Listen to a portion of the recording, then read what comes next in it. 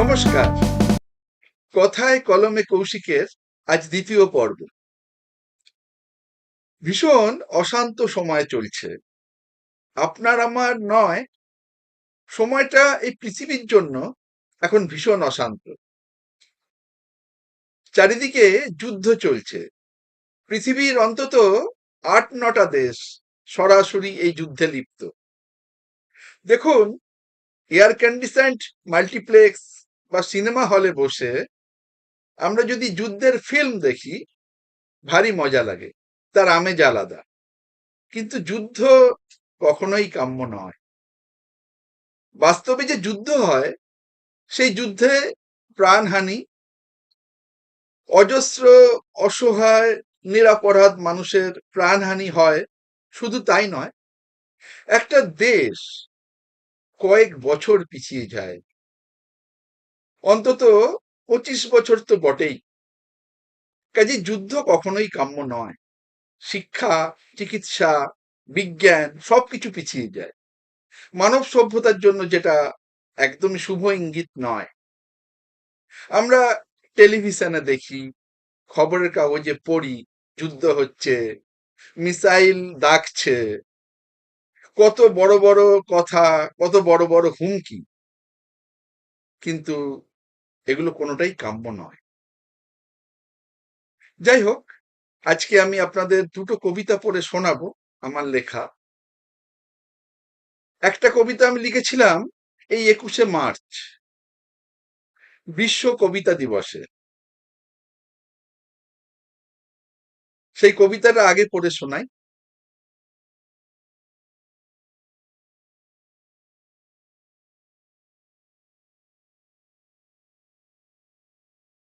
প্রথম কবিতা, কলম। কলম নাকি কথা বলে, তবে বায়োলজি তা বলে না। মনের ভাব মস্তিষ্কের আদেশ অনুসারে ল্যারিংসের কম্পনে ঠোঁটার জিভের শিষ্টাচারে আওয়াজ হয়ে বের হয় শব্দের আধারে। তবু বিজ্ঞানের ব্যাখ্যায় মনের বরফ গলে না। আমার আবার কলম ছাড়া একটুও হাত চলে না। মুখের কথা কথার কথা, দেখি তো সবাই কানে তোলে না।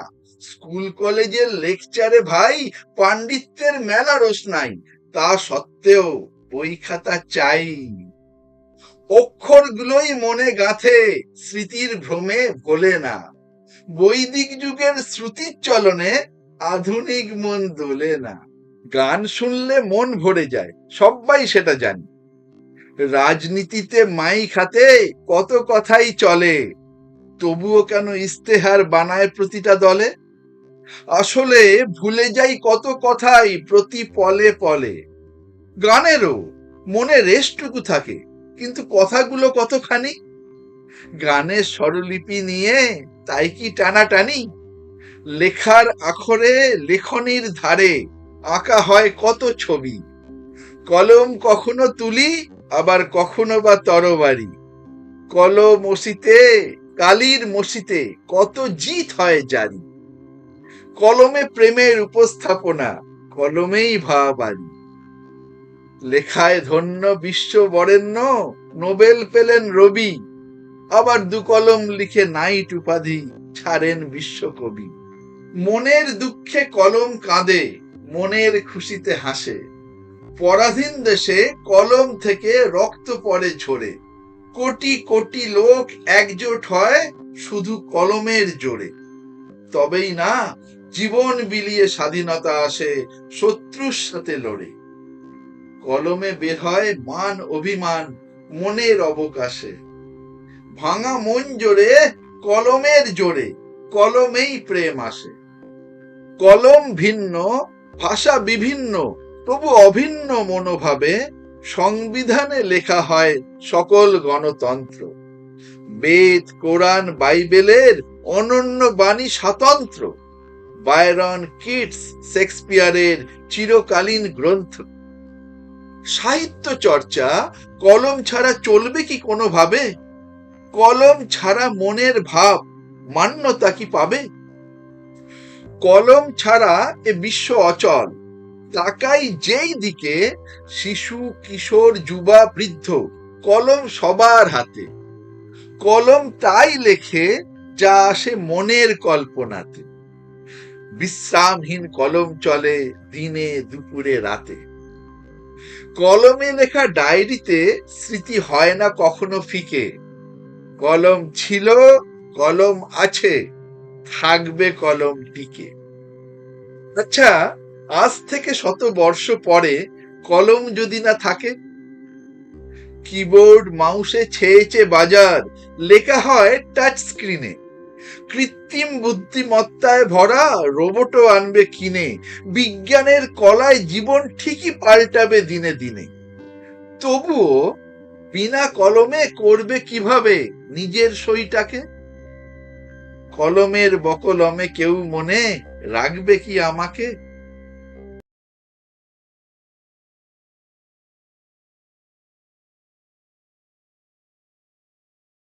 কথায় কলমে কৌশিক দ্বিতীয় পর্বের দ্বিতীয় কবিতা। যুদ্ধের আবহে লেখা এই কবিতাটা আমি গত মাসেই লিখেছিলাম। কবিতার নাম অন্য লড়াই। রণক্ষেত্র ছিল ছবির মতো সাজানো, উন্মুক্ত, বিক্ষিপ্ত, রক্তাক্ত।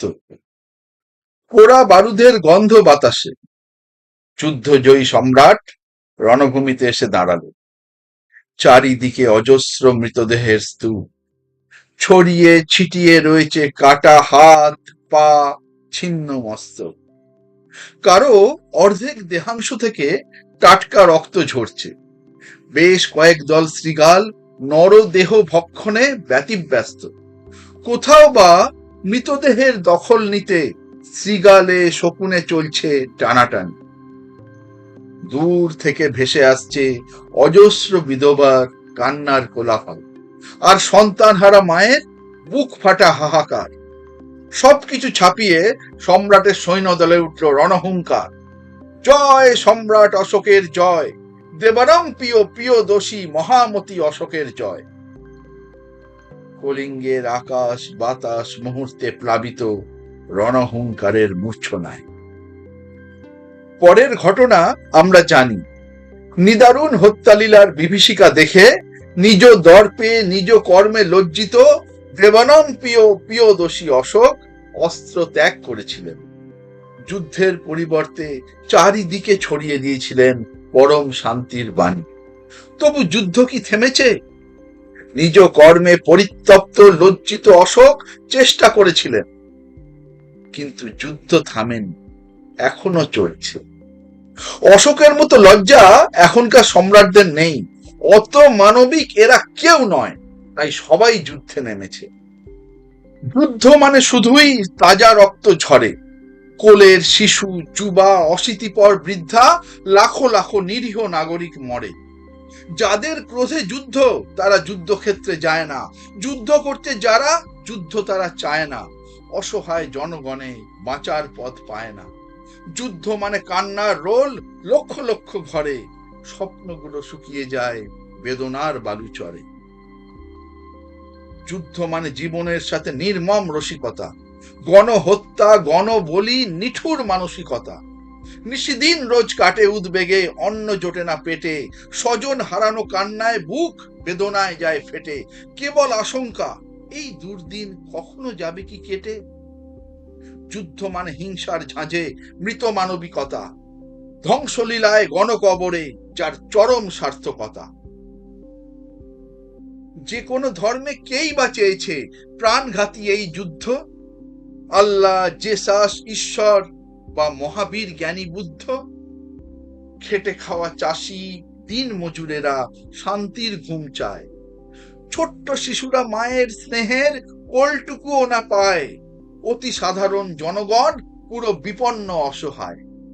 যুদ্ধ মানে ছল কপটতা, কোনো কিছু নয় শুদ্ধ।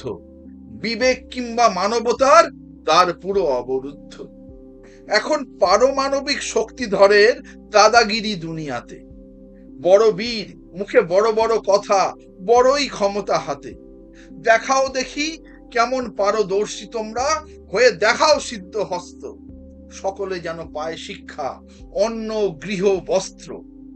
গরিবী হটিয়ে দাও তো দেখিয়ে, কত বাহাদুর মস্ত, খিদের জ্বালায় আত্মহত্যা কেউ না করে যাতে, সাধ্য থাকলে লড়ো দেখি আজ দারিদ্রতার সাথে। হিম্মত যদি থাকে তোমাদের দেখাও এ দুনিয়াকে, উগ্রবাদের চিহ্ন আর কোথাও যেন না থাকে। নির্মূল করো কোভিডের মতো মহামারী আছে যত, ক্যান্সার যেন পুরো সেরে যায় সর্দি কাশির মতো। সবার মিলিত কর্মে বিশ্ব হোক আরো উন্নত। জিতে নাও দেখি যুদ্ধ না করে এই অন্য লড়াইটাকে, অস্ত্র ছেড়ে খাই বলে দেখি ডাক দাও আমাকে।